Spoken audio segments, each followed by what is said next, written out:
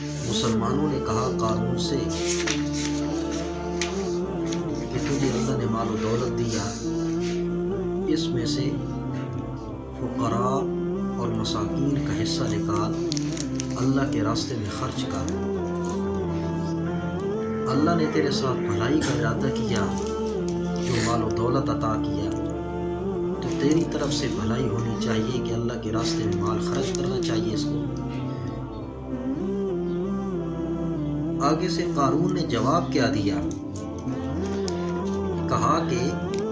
انما اوتیتہ علی علم عندی، بے شک سوائے اس کے کہ دیا گیا ہوں میں یہ مال علی علم، اوپر اس ہنر کے جو میرے پاس ہے۔ یہ تو میرے اپنے ہنر کی وجہ سے مال مجھ کو ملا، نعوذ باللہ من ذالک، اللہ کا احسان کیا ہے میرے اوپر؟ کوئی احسان نہیں، یہ میری اپنی صلاحیت کی وجہ سے اور میرے اپنے ہنر کی وجہ سے مال میرے پاس آیا ہے۔ اولم یعلم ان اللہ قد اہلک من قبلہ، تحدید دنیاوی، کیا وہ نہیں جانتا تھا اس بات کو کہ بے شک اللہ نے ہلاک کیا اس سے پہلے من القرون بہت ساری بستیوں کو، من ہوا اشد منہ قوۃ، جو زیادہ سخت تھیں اس قارون سے عذر یہ طاقت کے، و اکثر جمع، اور زیادہ تھے عذر یہ مال پونجی جمع کرنے کے اعتبار سے۔ تو اس کے پاس اخبار متواترہ یہ پہنچتی رہی کہ اللہ نے پہلی بستیوں کو کس قدر ہلاک کیا، اور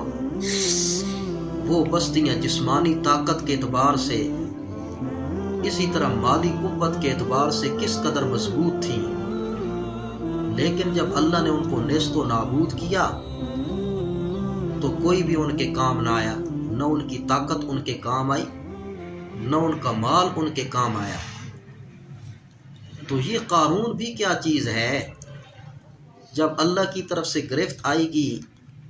تو قارون بھی اللہ کی گرفت سے نہیں بچ سکتا، نہ جسمانی طاقت کے اعتبار سے اور نہ ہی مالی قوت کے اعتبار سے۔ تحدید اخروی، ولا یسأل عن ذنوبہم المجرمون، نہیں سوال کیا جائے گا ان مجرموں سے ان کے گناہ کے متعلق، کہ ایسے جو مجرم ہوتے ہیں کفار و مشرکین، اللہ تبارک و تعالیٰ کی ذات کے منکر، تو ایسے لوگوں سے حساب کتاب نہیں لیا جاتا، بلکہ بغیر حساب کے ان کو جہنم میں ڈال دیا جاتا ہے۔ حساب و کتاب تو وہاں ہو جہاں نیکیاں بھی ہوں اور گناہ بھی ہوں، تو ایسے لوگوں کے پلڑے کے اندر تو صرف گناہ ہی ہیں، ان کے کھاتے میں کوئی نیکی نہیں۔ لعلمہ تعالی بہم بل یدخلون النار بغیر حساب، از تفسیر مدارک، کہ اللہ کی ذات کو یہ بات خوب معلوم ہے کہ ان کے کھاتے میں کوئی نیکی نہیں بلکہ گناہ ہی گناہ ہیں، تو پھر حساب کتاب ان سے کیسے ہو؟ کوئی سوال نہیں کیا جائے گا ان کے گناہ کے متعلق، بلکہ بغیر حساب و کتاب کے ان کو جہنم کی آگ میں داخل کر دیا جائے گا۔ فخرج علی قومہ فی زینتی، فخر قارونی، پس نکلا وہ قارون اپنی قوم پر، فی زینتی، بڑی ٹھاٹھ کے ساتھ، ٹھاٹھ باٹھ میں۔ قال الذین یریدون الحیات الدنیا، کہا ان لوگوں نے جو ارادہ رکھتے تھے دنیا کی زندگی کا، یا لیت لنا مثل ما اوتی قارون، کاش کہ ہم کو بھی مل جاتا اسی طرح جو کچھ قارون دیا گیا۔ کہ جس قدر قارون کے پاس مال و دولت ہے وہ ہمارے پاس بھی آ جاتی۔ اس سے مراد کمزور ایمان والے لوگ